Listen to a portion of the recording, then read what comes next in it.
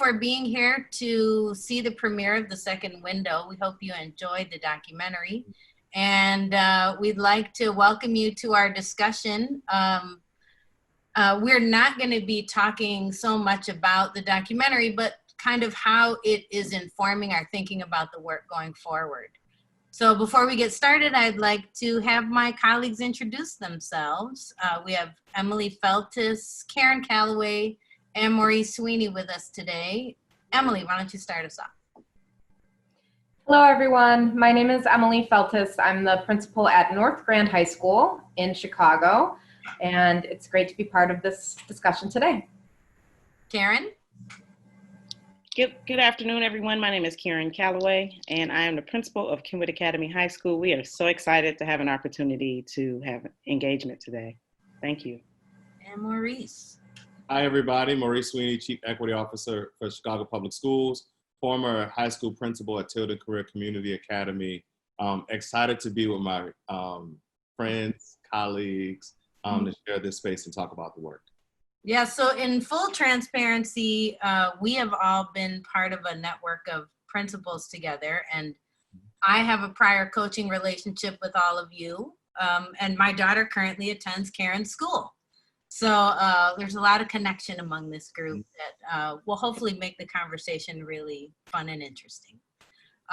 So why don't we just start off, we all have recently watched the premiere, and just to anchor in it, like, what do we think is the strongest lever for improvement regarding freshman success? Like, how do we keep this going, this work going? What's an important lesson that we need to take from the work we've been doing to help us continue to strengthen? What comes to mind for me in watching the documentary and sort of reflecting over the last 12 years as an administrator, because I was a ninth grade principal before becoming a principal, and I recognized the need for a sense of belonging for young people. Mm-hmm. At the base of it all, we have to create space that is less about like, how do I sort of systematize you to earn credit, but how do I really create relationships that are positive and influential to help you to advance your educational career. And I really saw the people in the documentary doing that, centering on individual young people to support them in advancing. I would totally agree with that, Maurice. I was going to say building relationships with kids and having genuine, authentic relationships with all the students in your building is, I think, the most important thing that we can possibly do as educators and as administrators, really getting to know our kids and knowing where and how they excel and where and how they need help. I think that's really what drives me to move the work forward and to continue in this sort of space. And I think for me, I really enjoyed seeing that in the documentary because it was just really affirming, and it just really made me want to narrow down even more so with connecting adults and even upperclassmen to students to really support students and to make them feel connected to school, not just academically, but just social and emotionally as well. Just really having a place where they feel comfortable and individuals that they can rely on when they get lost or when they get stuck. So I think watching that in the actual documentary really affirmed that. Yeah, I find myself wondering about, with the pandemic and the virtual start to the school year for freshmen this year, like, how are we thinking about building those relationships, right? Like, we've all said that's the critical piece of the pie. What do we do? I think that's definitely a question that's on every principal's heart and mind right now. For us at North Grand, some things that we're doing are counselor created virtual orientation videos, talking to our incoming students about various topics. We're also going to do some forum-based stuff where kids can speak and have a voice into the conversation and try to get to know them that way. And then also just really supporting teachers and acknowledging that it's a difficult situation. They don't have their usual routines that they might normally have, for that first week of school, the getting to know you. They're going to have to be real creative about that. So, providing space and time for them to develop and think about how to reimagine that, I think will be important during our professional development. Just ensuring that we're directly reaching out to individual students, via Google Meet or via phone or whatever the situation is, to try and get them hooked in right away and to show them the resources that we do have to offer, even in the context of a pandemic, when things are not normal. Yeah, we've been trying to meet often virtually, just trying to get them adjusted to meeting often virtually and feeling comfortable with those type of meetings. So we have several more before school starts with the incoming ninth grade class that we have to set up and make sure that these are the first ways that we're going to have touches with students. So we're just really trying to get them acclimated to doing most things virtually so that they're comfortable with expressing themselves and trying to build and establish some of those relationships that way. Yeah, I've seen some, I know some schools are like each teacher is doing a video where they introduce themselves and describe the classroom. I heard of a school like taking a camera and like walking through the hallway. Yeah, that's awesome. I'm starting to hear like all these innovative ways that teachers and principals and everybody's just sort of thinking about, how do we make this place inviting virtually, which is really interesting. And how do you build relationships? I think there can be some fun to it, even though I know, trying to do all the technology and all the technical pieces can cause a snafu sometimes, but people have the right energy behind it right now. It's fun to watch. Yeah, one of the things it's making me think about is how nervous my daughter was at the beginning of her freshman year and how I had to coach her to say hi to people she knew in the hallway, right? Or coach her to email a teacher, like, it's okay to go ahead and contact your teacher. Right. So I'm thinking like, in a class, I'm thinking about the Zoom meetings that I'm on, and the ones where like we all get thrown into a breakout room with one other person, so we get to chat with them a little bit and get to know people, sort of break the ice a little, like we could be trying to be efficient as teachers and record lectures and stuff like that, but we're going to really need to get the kids talking to each other in the fall.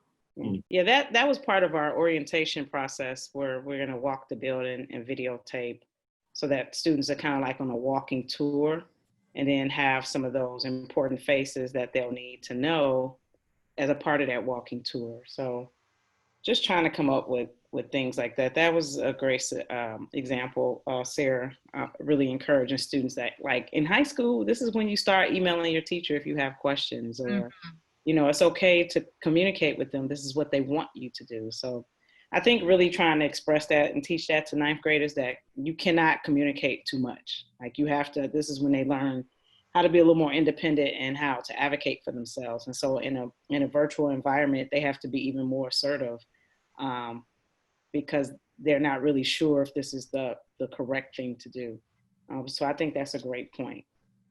Are there pieces, one of the things that Maxine's on fire about right now is the uprising and racial justice movements in support of Black lives.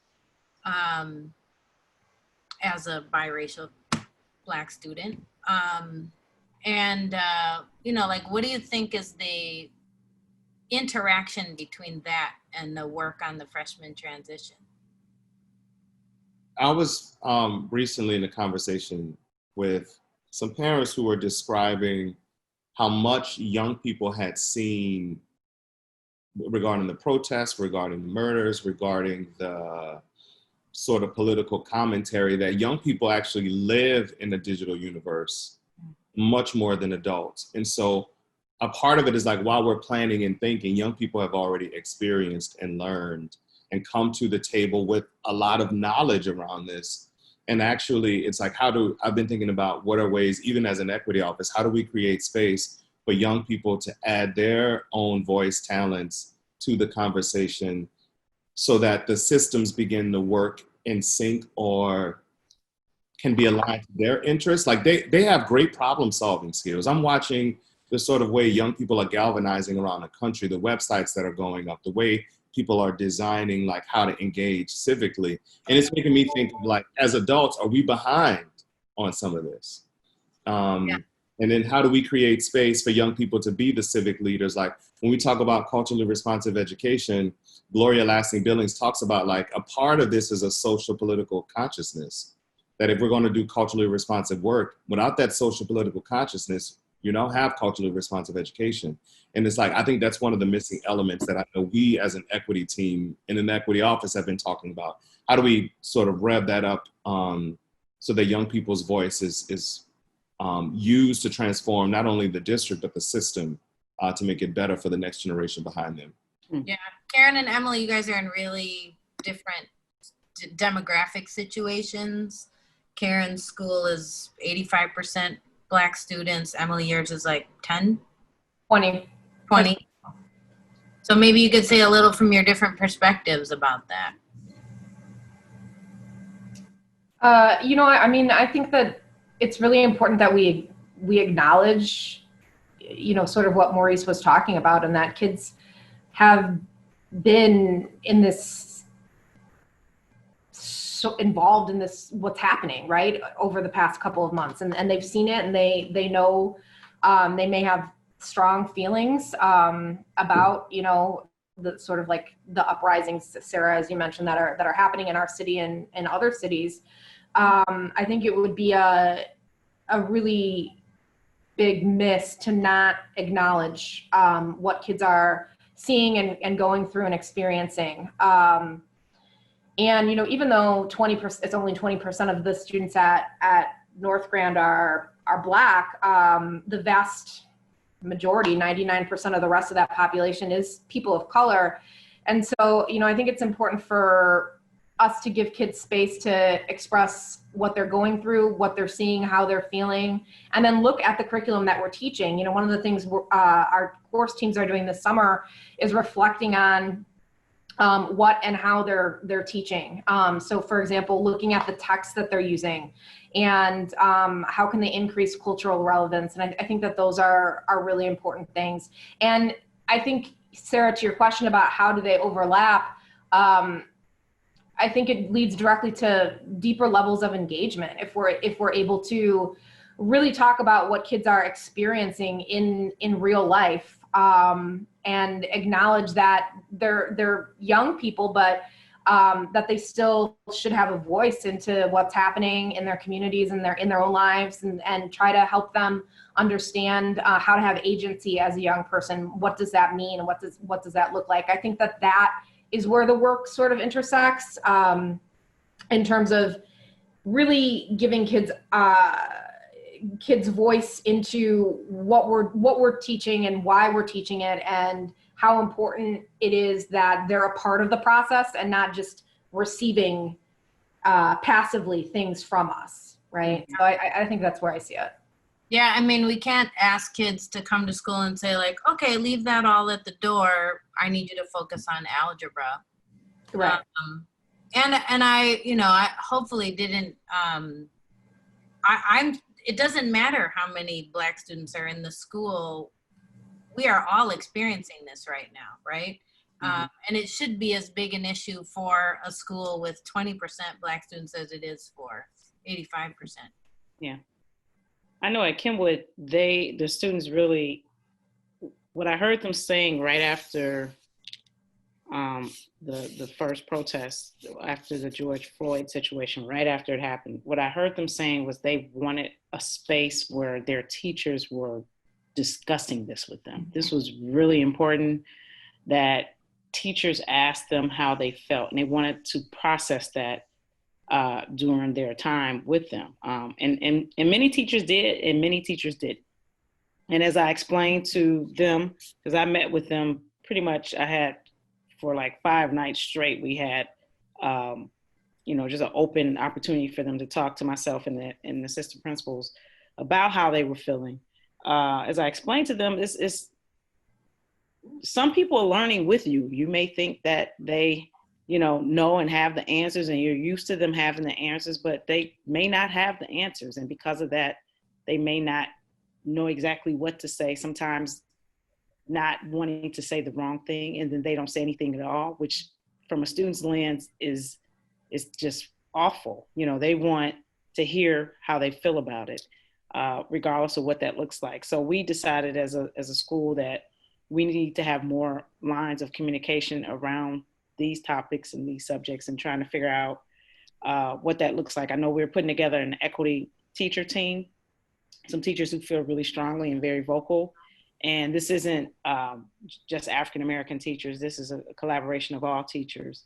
And so there's a team where they will have an opportunity to talk to each other as colleagues. And then there's a team where we're including students. We want to do a little bit more of a day in the life of a student, especially as soon as we come out of the pandemic. We want to really, we think it's important that teachers, regardless of their race, that they know what our students are going through. What does their home life look like? I was always a proponent, you know, when Rahm Emanuel was the mayor, I was always open to what he initially said in his educational policy, that he was going to make teachers and students go out to visit families at their homes. I do a lot of home visits because we are a neighborhood high school. While I'm doing that, I have an opportunity to meet families. I get an opportunity to meet the siblings. I get a chance to meet the grandparents. And so it helps me to know, you know, the home life of our students. I think that would be helpful for teachers as a way to connect them even more so. So these are some of the things that we're looking and planning to do in the upcoming year. The pandemic did stuff that we maybe should have been doing all along. Yep, that's right. What'd you say, Emily? I was just going to say one more thing that I feel like is really important is, you know, that the work you do around equity, it can't be like in isolation or as a separate thing that you're focusing on that doesn't integrate with all the other work you're doing around supporting students for success, around your curriculum. Like it has to be like you're viewing perhaps, you know, curriculum development with an equity lens, or through the lens of having the perspective that we're trying to increase equity and access for our students. So one of the things as a leader of a school building for me is to try to convey how things do connect and come together, so it doesn't feel like a separate bucket of work or task or something. Like I think it's really important, especially you know, from my perspective, being in a school that is almost 100% of our students are people of color, but the majority of our teachers are white, right? Which happens in a lot of schools contexts. Really helping all of our educators, but in particular our white educators, to see how equity work lives within your entire school environment, and that it's not just something that we come back to continually, or we attend some professional developments around occasionally, but that it should be the very groundwork or the basis of everything that we do. So yeah, I think that's important in terms of trying to see how things connect. I realized, so in CPS, we created the Say Their Names toolkit to help teachers and students talk about what was happening. And I think it has to Emily's point, it has to be, we have to address it head on. To ignore it in any way is sending the wrong message about what any organization or school values.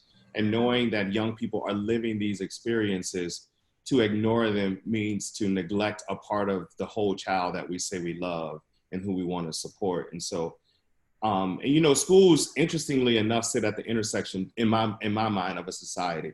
I've been saying lately that schools are one of the few places where you have hundreds of people coming together for hundreds of days at a time to have hundreds of interactions. The only places close to that are like nursing homes and prisons. And those are two places, honestly, where we don't necessarily want people to end up. We want people to be in community or in love with people. And so if we don't sort of make sure that schools are resourced and situated well enough so that these conversations become a part of the way we do school, then I would question, and I'm even, you know, holding up the mirror to myself to say, am I preparing young people for the society that I know they're about to enter into? and it's a challenge for all of us. And I appreciate, you know, Emily and Karen who are taking this head on. Yeah, listening to you is making me think about, I think I told you guys that as I was rewatching the documentary, Maxine, my recent freshman, plopped herself down on the couch to watch with me. And she was sort of like holding herself together through the entire thing. And finally, when it was over, she was like, fine, can I tell you what I think now? And I was like, sure, go for it. And this is a kid who has an IEP, has dyslexia, but also gets good grades, and had a tough end of her freshman year. Socially, her grades were great.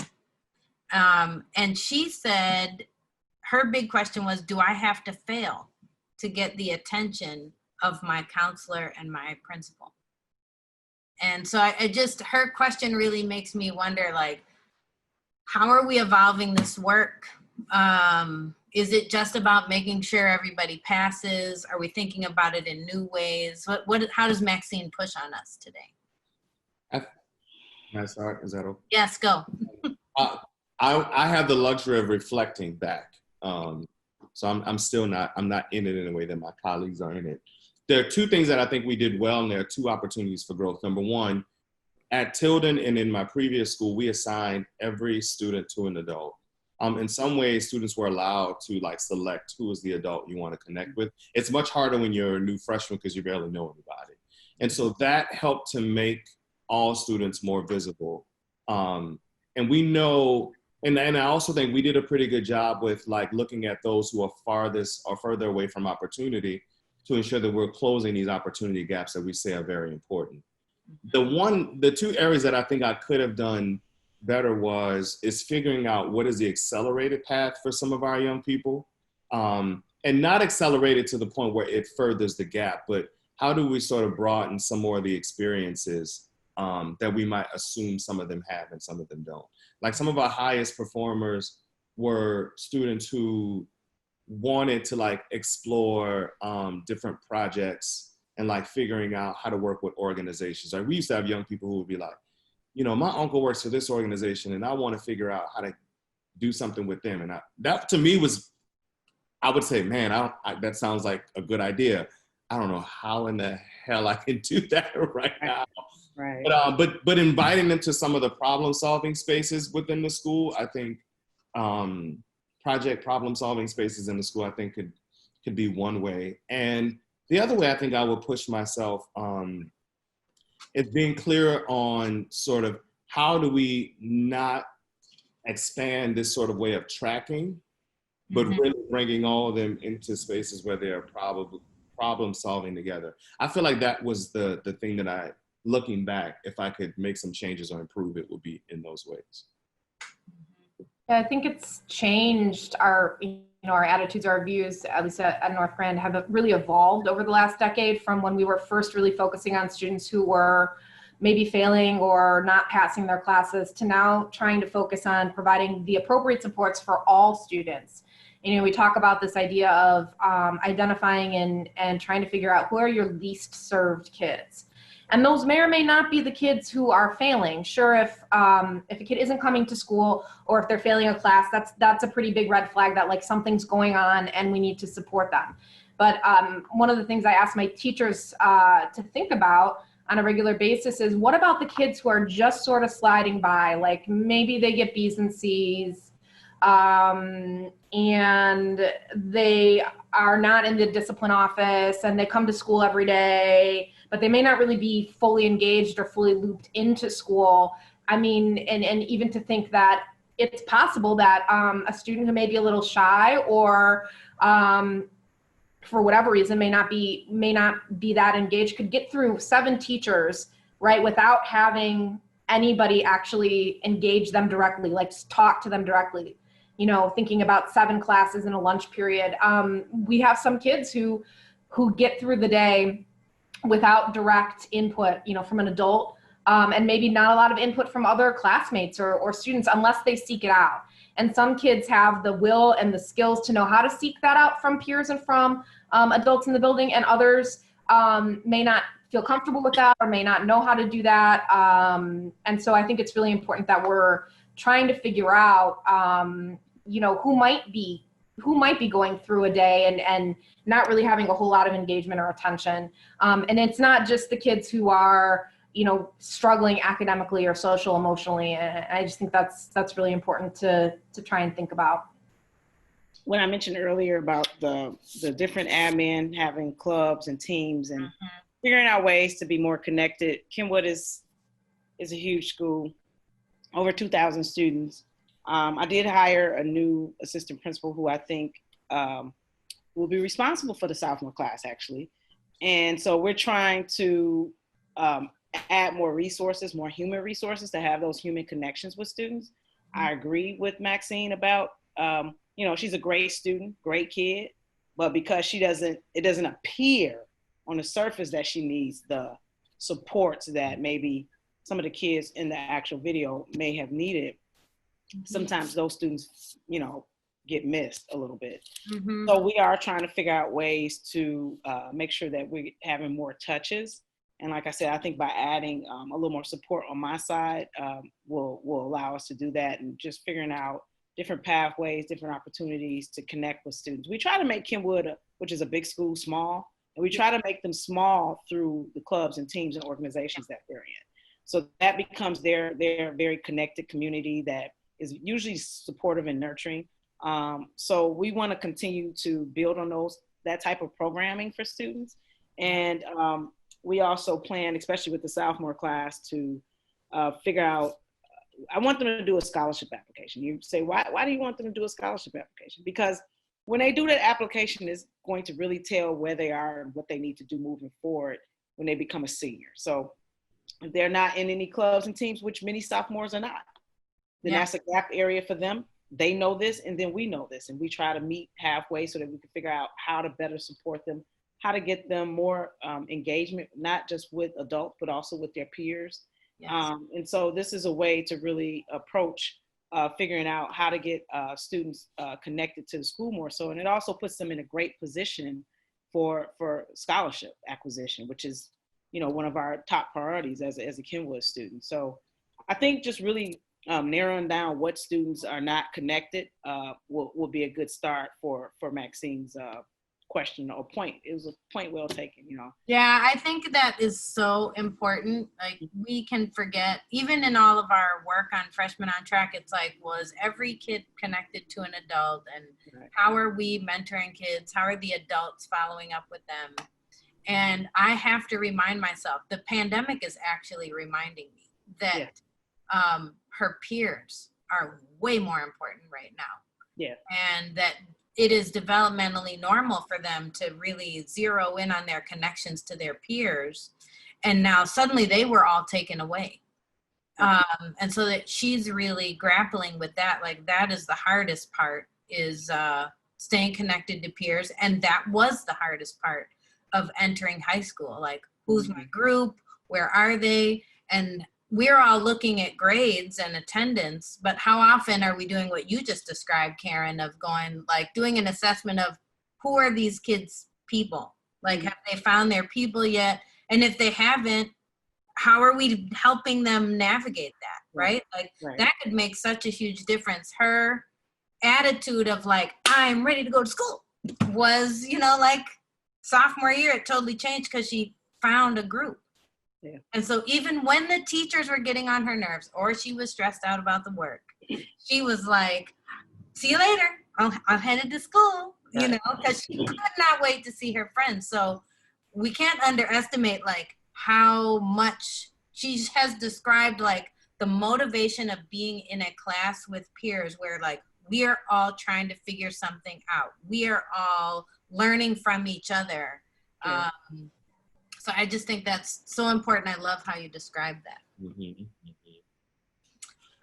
So how are we thinking about this work at, like, transferring? Like, we've been fortunate to be together in a network that thinks this is a priority, and, be talking with each other as we're trying things out and pushing each other's thinking. How does this work transfer to other schools and districts? What do people need to know? I think our results as a district speak for themselves. We've seen the growth of what happens when we intentionally focus on a group of young people transitioning to high school. We've seen it in the 9th grade on-track data. We've seen it in the graduation data. So I think the results of what we've done over the last, 10, 15 years have really strengthened the efforts to ensure that young people are graduating from high school. And then, in Chicago, we started Learn, Plan, Succeed, right? So that we at least know that young people are graduating with the plan. So I think as an organization and as a district, we've set ourselves up to continue to advance the work. I think we have the right technical systems in place. I think with the pandemic, we're now have to figure out what's the adaptability of different strategies to support young people, like to what everyone is describing. How do we create a sense of belonging for young people virtually? And how do we always, both of our, Karen and Emily both describe sort of their laser-like focus with hiring extra people, putting the right people in place.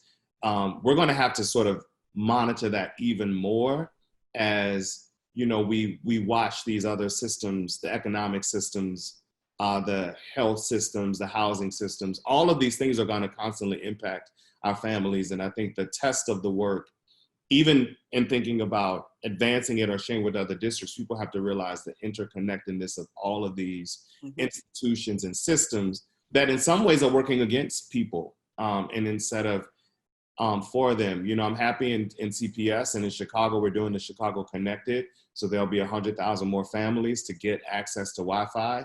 Working on that behind the scenes was honestly fun and exhausting, but it is the right thing to do because we can't, I know I get frustrated when something doesn't work for a while. Then I'm like, you know what? I actually won't watch this. I'll put this away and I'll find something else to do. And we don't want that situation to happen with our young people.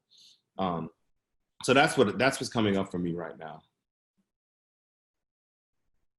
What about you two? What would you say? What would you say to a principal is like, my teachers don't have that mindset of responsibility for the young people in front of them? How do I need to just get new teachers, or how do I change people's mindsets? I personally think that, first of all, you got to get in the work yourself. And I think that when you roll up your sleeves and you're doing that work yourself, I think that your team, those who are with you and believe in your vision, would join you. And I think they sometimes have to see it.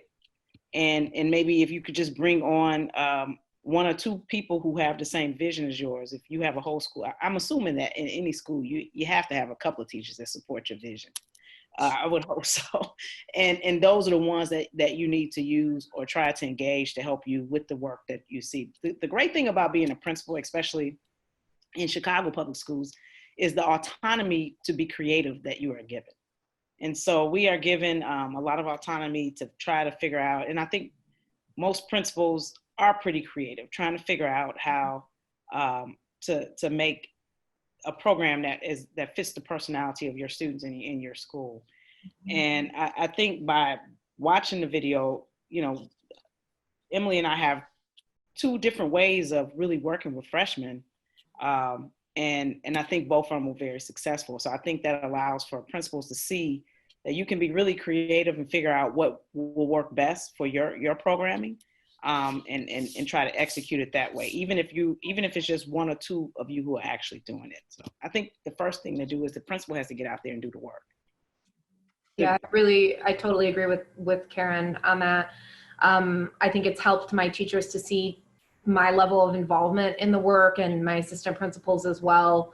I will say this is something that I always tend to say. It takes time to change hearts and minds, but it's the work that we have to do, right? We owe it to our kids to ensure that we are seeing them and that we're supporting them the best that we can. And the way to do that is by engaging in this work that we're doing. So I think, another thing I'll say that has helped us as a school is really grounding ourselves in the research behind this work. That's where we started off the first couple of years is, reading and trying to figure out what type of model we wanted to set up for our kids, and looking at research and making sure that people had access to professional learning around why this is important and why this is what we do need to do, for our kids. So yeah, I think it's really, it just is the work that you have to do. And even if you're struggling with buy-in at the beginning, another way I think to bring teachers into the fold is to talk to kids and get their perspective. One of the things I did starting out, almost a decade ago, was to just talk to kids and say, well, how do you feel like if you get an F, or if you're not succeeding in a class, or if a teacher doesn't talk to you, and listening to their responses, which are so honest and open, but that can really get to people's minds and hearts, more than maybe if I'm saying, yeah, this is a great idea, and they're like, well, my principal says that we should do this. But if they can see it from the kids' perspective about why it's important to make sure that we're engaging them, I think that opens up doors for them as well to see into the relevance of the work. Yeah, Maurice, I see you. Yeah, I think the one thing to add on to what they're saying is, it is educationally criminal, in my opinion, to allow young people to come to school and not support it. And I think for any district, any principal, anyone who says that they love young people must ensure that adults have the right resources and supports and accountability to ensure that we are, we're talking about young people's lives, not a filing line or sorting of cans on an assembly line. We're talking about giving young people, we're talking about setting them up for what life is like after high school. And I think we have to pull on, if people are not motivated through a moral compass, then they need to be motivated by accountability. And maybe it's a both and, but I knew as a principal, like we had, I remember when we were like 42% special ed, and I was about to pull my hair out my head because, when freshmen, you're trying to like read IEPs and figure out what are the supports. That still doesn't give us permission to not figure out how to serve them well. And we had to have some tough conversations about race, about bias, about beliefs about young people, what they were capable of. And, some teachers started to have aha moments to say, you know what? They might not be a fluent reader, but if we use audio text, we see that the cognitive abilities and intellectual conversation can still happen with our young people. And I think we have to remain creative in the problem solving space. And I really appreciate how Emily and Karen have just been in that for a very long time. And I think a person who's entering this work has to sort of, you have to be a visionary, and to Karen's point, you have to push, people have to also see the leader is in it too, and not just saying y'all need to do, but it's like, I need to do, and I need to be vulnerable enough to say, I know what to do, or I don't know what to do, but I know we can collectively solve it together. Right. Education to me is like being an educational mechanic. When somebody brings a car to the shop and they say, it's not working, and the mechanic looks at the car and says, yeah, no, it's not working. It's your job to figure out how to fix it. It's your job to figure out if there's a deficit somewhere along the way with your students. It's your job to figure out how to repair that deficit, how to support that student to really build them so that they can be confident when they leave your school. That's your job. You got to figure that part out. And you can't do that from your office. You can't do that, from standing on the stage. You have to do that by being among the students and among the teachers. Because like Maurice said, you may not have all the answers. You may not. But it's your job to sit with your peers, your colleagues, and your students to figure out how to best support those students. That's the work. And you're an educational mechanic, and your job is to support kids, to nurture, to encourage, to build, to rebuild, to build some more, and then send them to college. At least that's the way I see it. You want to get them as confident and as prepared as possible so that when they leave your school after 4 years, they're ready to compete. And at the very least, they feel confident that they can compete, because that's the important part. Because when you get to college, there's going to be, a room full of people, and some of them may be better prepared than you. But if you're confident and you're able to navigate, then you'll figure out how to reach and to catch up with everyone else. And I think that's the most important part. You cannot do that from sitting on the sidelines. We probably just have a couple minutes left. And those sounded very much like closing comments, but I'm going to give you one more shot. Maurice, you said in the video and kind of now a similar idea that we have to train our brains to think the best of everyone's child. Yep. And in this time when, as a country, we're sort of reckoning with the anti-Blackness that lives in the United States in a way that I haven't seen us do before. Any last thought you want to share with, I mean, we want to be real about the context we're in right now, right? And not just sort of continue to be colorblind in how we think about freshmen on track or freshman success. So any last thoughts for people out there watching the documentary and thinking about how to take this work to their schools? Yeah, I think first is everybody at this point has to step into the discomfort of race, of anti-Blackness, anti-Semitism, all the ways of othering that we've done. Because outside of all of that, we're saying to people, if you don't assimilate to this one particular way of being, you're disposable. That's how it feels.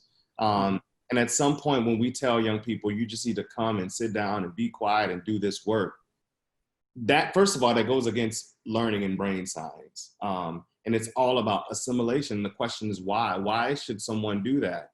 And so what I invite people into the discomfort of, we have to do this work differently, and we have to invite young people, like Karen said, to the table, because their voice is extremely important in this process.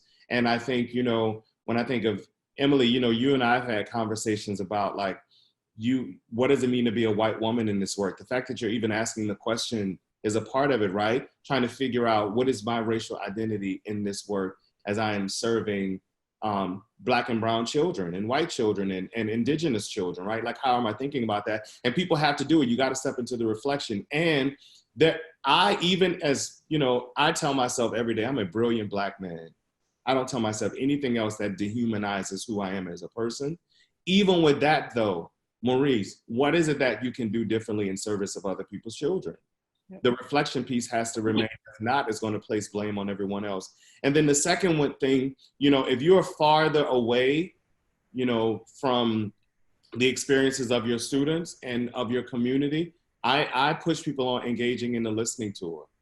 Of, you know, even in my school, I remember at one point we had a small Asian population. The question for me was, Maurice, call those families in, have conversations with them, show up at the restaurants in their community, find out more about that culture so that when you are connecting with young people, it's really authentic. And I think that sort of listening tour right now is one of the best places to be. Like Karen said, you know, there are ways in which to involve ourselves in their lives, and we got to figure out how to do that. And stop when you see somebody acting racist or doing racist or hateful things or xenophobe or anything that's dehumanizing to somebody else, call it out. Don't allow people to disrespect other people. Take up the emotional tax that the person who is on the bad side of that experience receiving, take up that tax and support them and step in for them. That is one way of sort of dismantling structural, institutional, and interpersonal racism. Sorry, that was long. No, that's okay. I just want to, Emily and Karen, I mean, as principals, that was a big call to action. And I know that it's an emotional toll on you both. We've all talked about it. Maybe you could make your last word something about how you're taking care of yourselves to continue to take care of your communities. That's a really good question. I think it goes back to what Maurice was talking about continuing to reflect and make sure that you're taking time as a leader to do that, because that's often something that I think we let go by, right? Because we're on to the next thing, the next problem to solve, the next fire to put out. How can I better, you know, how can I do my job better? How can I better serve my kids? But unless you're also taking care of your own heart and your own soul and your own mind, you can't do that for other people as well. So I think it's really important, as Maurice said, to engage in that constant reflection. It can, it can be exhausting, but I don't think that I have any right to be in this position if I'm not willing to do that work, the personal, internal, difficult work, to figure out how I can, and from my perspective, as Maurice said, as a white woman leading a school that is almost 100% people of color, how am I showing up every day for my kids? What are the ways in which I'm not, that I need to be doing a better job? How can I show up to support my adults in the building who are of color? Is this the type of community or environment where people feel comfortable and supported and humanized throughout their day based off interactions they're having with me and the other people in the community? I think those are things that are always sort of like on my mind, but need to be at the front of my focus in the work that I'm doing. So just really taking the time to reflect and engage in sort of deep conversations, difficult conversations with ourselves as leaders, I think is really important to the work. Yeah. Karen, here you are, last word in the documentary. Yeah. Do it again, girl. Well, I think Wrap it up for us. To their point, just the reflection piece is really important because, as Emily said, and Maurice, when you're in a job, you're in the thrust of the job, sometimes you're just putting out fires and troubleshooting and really that is a big part of your job, but you do have to step aside and take some time to just reflect and to gain insight. Even I, as an African-American woman, really can be disconnected from what my students are going through. Sometimes you just assume, well, she's Black, she knows. Well, I think I do know. However, there are some things that I don't know. And so I have to connect with my students and my families to really know their story, to know their walk, so that I can better, figure out how to support them. I think self-care for me is a double-edged sword sometimes, because the thing that makes me happy is the thing that makes me crazy. So my job, I love my job and I love my students, but at the same time, it's the thing that makes me, feel a little overwhelmed sometimes. But I think what I do is just slow down, breathe. I think having an opportunity to reflect with my colleagues and to hear some of their stories is affirming that I'm not on Mars. Things like that are really help with my personal thinking about what I need to do next to make sure that I'm healthy mentally and physically to be the best me for my students.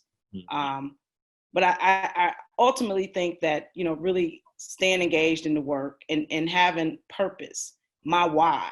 This is my why. And when it's your why, it makes it really easy to do. And it doesn't feel like a job.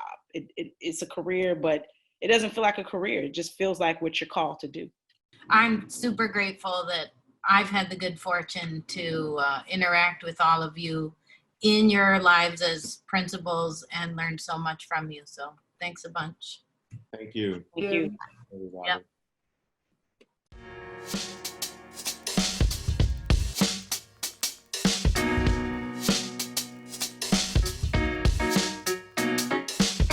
Now let's start with, how would you describe your freshman year versus now?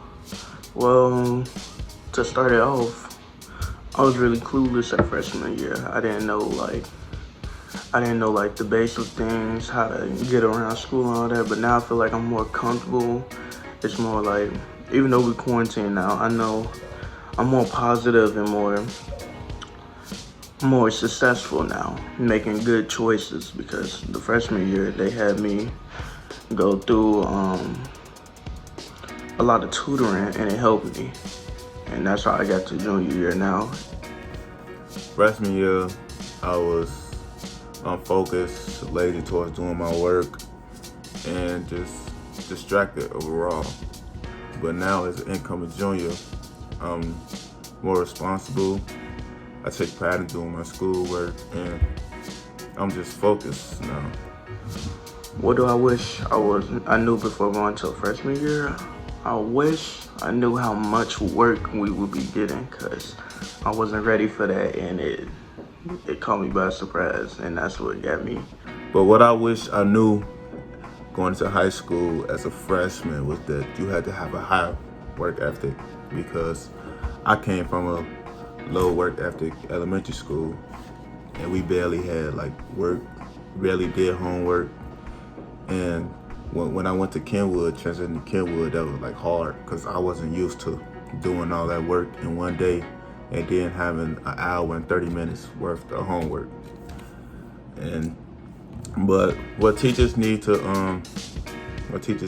keep in mind about freshmen is that it's a handful of them not gonna click as fast as some of the others because they don't know the seriousness of high school yet.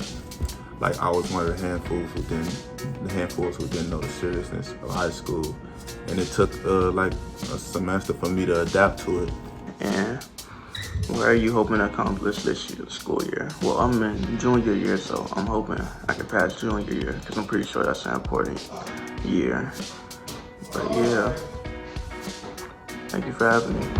Going into my junior year, I expect for me to I just want to get my GPA up, get good grades, don't accept nothing under an A. I want all A's, and that's it.